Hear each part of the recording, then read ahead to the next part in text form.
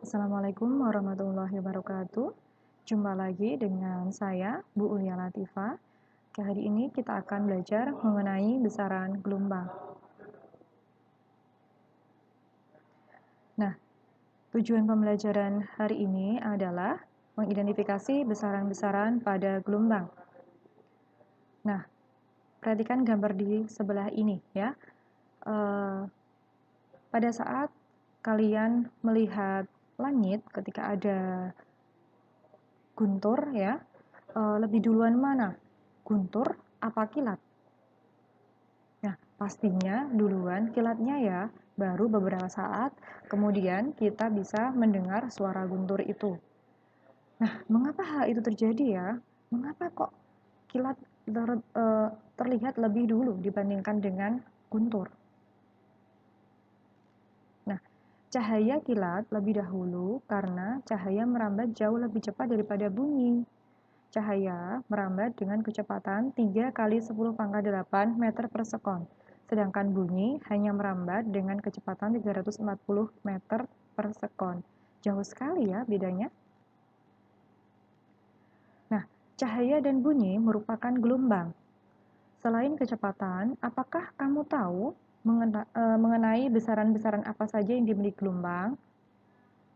Nah, kita akan belajar mengenai gelombang. Ya, besaran-besaran yang ada itu tergantung pada jenis-jenis gelombang. Nah, kemarin kan kita sudah belajar mengenai jenis-jenis gelombang. Ada 2 gelombang, yaitu gelombang transversal dan gelombang longitudinal. Kamu masih tahu nggak? Masih ingat nggak gelombang transversal itu apa dan gelombang longitudinal itu apa? Ayo, dibuka lagi bukunya. Nah, gelombang transversal itu gelombang yang arah rambatnya tegak lurus dengan arah getarnya. Nah, contohnya apa sih?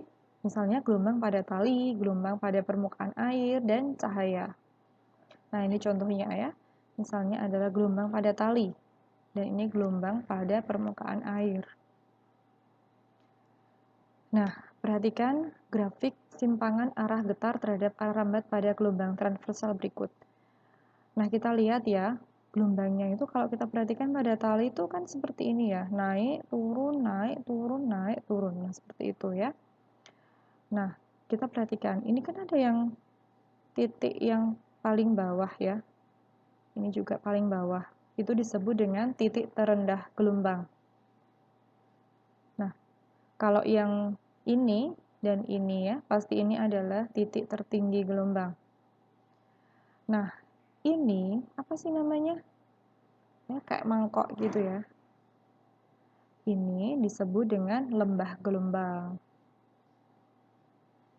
Nah, ini ya yang saya kotakin ini, yang warna pink ini, itu kan ada satu puncak dan satu lembah ya. Tadi kalau yang ke bawah itu namanya lembah, yang ke atas ini namanya puncak gelombang.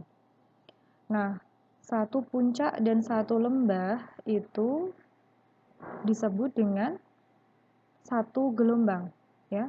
Satu gelombang ini dari A sampai E ya. Dari A, B, C, D, E ini adalah satu gelombang. E, F, G, H, I ini juga satu gelombang. Nah, kemudian dari B ke B aksen, kemudian D ke D aksen, kemudian F ke F aksen, H ke H aksen, ini disebut dengan amplitudo ya. Simpangan terjauh dari gelombang ya. Simpangan terjauh itu disebut dengan amplitudo. Nah, panjang gelombang itu dinyatakan dengan lambda ya. Satu gelombang itu adalah satu lambda gitu. Jadi kan panjang gelombangnya kan dari A sampai E ya. Ini satu lambda. Nah, ada besaran-besaran lain selain amplitudo, kemudian kemudian lembah, kemudian puncak. Nah, ini ada periode gelombang. Periode gelombang itu adalah waktu yang diperlukan untuk menempuh satu gelombang. Satuannya adalah sekon. Kalau frekuensi itu simbolnya F kecil. Adalah jumlah gelombang yang terbentuk dalam satu sekon. Satuannya hertz. Nah, kecepatan atau cepat rambat gelombang itu simbolnya V ya, V kecil adalah perbandingan jarak gelombang yang ditempuh dalam waktu tertentu. Jika jarak yang ditempuh satu panjang gelombang, maka waktu yang dibutuhkan sama dengan periode. Rumusnya V sama dengan lambda per T, atau panjang gelombang dibagi dengan periode gelombang, atau sama dengan lambda kali F, yaitu panjang gelombang dikalikan frekuensi. Nah, sekarang kita lanjut ke gelombang longitudinal. Tadi kan gelombang transversal ya. Sekarang gelombang longitudinal. Nah, gelombang longitudinal itu apa? Gelombang yang arah rambatnya sejajar dengan arah getarnya. Contohnya, gelombang Plada-Zinke, gelombang seismik atau gempa, dan gelombang bunyi. Ini contohnya adalah pada drum. Ya, ini kalau dipukul kan ada rapatan, ada renggangan. Ada rapatan, ada yang renggangan. Yang gelap ini disebut dengan rapatan. Yang tidak gelap atau terang ini disebut dengan renggangan. Nah, perhatikan pada gambar berikut ya. Ini adalah kerapatan dan renggangan pada gelombang longitudinal. Ini kan kalau itu kalau kita pantulkan gitu ya, kita pantulkan itu nanti ada rapatan, merapat dan ada renggang ya. Nah, ada rapatan, ada renggangan. Nah, yang disebut dengan satu gelombang itu adalah satu rapatan dan satu renggangan. Ini satu renggangan, satu rapatan, ini disebut dengan satu gelombang. Besaran-besaran pada gelombang longitudinal, yang pertama adalah rapatan. Rapatan itu adalah bagian gelombang yang lebih rapat. Kemudian renggangan. Renggangan adalah bagian gelombang yang lebih renggang. Panjang satu gelombang longitudinal terdiri atas satu rapatan dan satu renggangan. Amplitude gelombang ditunjukkan dengan rapatan dan renggangan. Amplitude gelombang yang lebih besar memiliki rapatan yang lebih rapat dan renggangan yang lebih renggang. Besaran periode, frekuensi, dan kecepatan gelombang memiliki pengertian yang sama dengan pada gelombang transversal. Baik, sekarang saya akan membuat diagram Venn mengenai besaran-besaran pada gelombang transversal dan gelombang longitudinal. Mana sih besaran yang dipunyai gelombang transversal dan dipunyai pula oleh gelombang longitudinal? Mana sih besaran yang hanya dimiliki oleh gelombang transversal dan mana saja yang hanya dimiliki oleh gelombang longitudinal? Nah, kita lihat ya. Kalau di gelombang transversal itu pasti ada lembah dan ada puncak gelombang. Tetapi di gelombang longitudinal kan tidak ada lembah dan puncak. Adanya adalah rapatan dan renggangan. Rapatan dan renggangan ini juga tidak dimiliki oleh gelombang transversal. Lalu, apa sih yang dimiliki oleh gelombang transversal tapi dimiliki oleh gelombang longitudinal juga? Yang pertama adalah amplitudo, kemudian frekuensi, periode, panjang gelombang, dan cepat rambat gelombang. Oke. Oke, kita lanjut ke latihan soalnya. Di sini ada contoh gelombang transversal.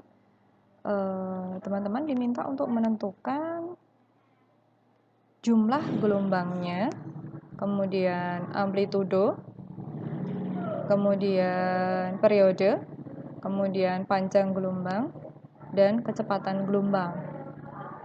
Nah, kita lihat berapa sih jumlah gelombangnya. Nah, kita lihat di sini ya. Satu gelombang itu kan terdiri dari satu puncak dan satu lembah. Nah, di sini ada satu puncak, satu lembah, kita hitung satu ya. Kemudian hanya ada satu puncak, berarti 1,5. Berarti jumlah gelombangnya 1,5 gelombang. Kemudian, berapa amplitudonya? Amplitudo itu apa sih? Amplitudo itu kan jarak yang paling jauh ya. Yang paling jauh berarti tadi dari sini ke E ya. Berapa? 2 cm ya. Kemudian berarti amplitudonya 2 cm. Nah, periodenya itu adalah satu gelombang itu kan 1,5. Berarti periodenya adalah 1,5 sekon. Kemudian panjang gelombangnya berapa? Nah, panjang gelombangnya itu adalah 30 dibagi dengan 1,5 ya. 30 dibagi 1,5 yaitu panjangnya dibagi dengan periodenya yaitu 20 cm. Kecepatan gelombangnya itu berarti rumusnya apa sih? Lambda atau panjang gelombang dibagi dengan periode atau 20 dibagi 1,5 sama dengan 13,33 cm per sekon. Atau dibuat meter per sekon itu 0,1333 meter per sekon. Oke, kita lanjutkan untuk latihan soal berikutnya ya. Nah, sebuah gelombang panjangnya 0,75 meter dan cepat rambatnya 150 meter per sekon. Berapakah frekuensinya? Diketahui lambdanya 0,75 meter.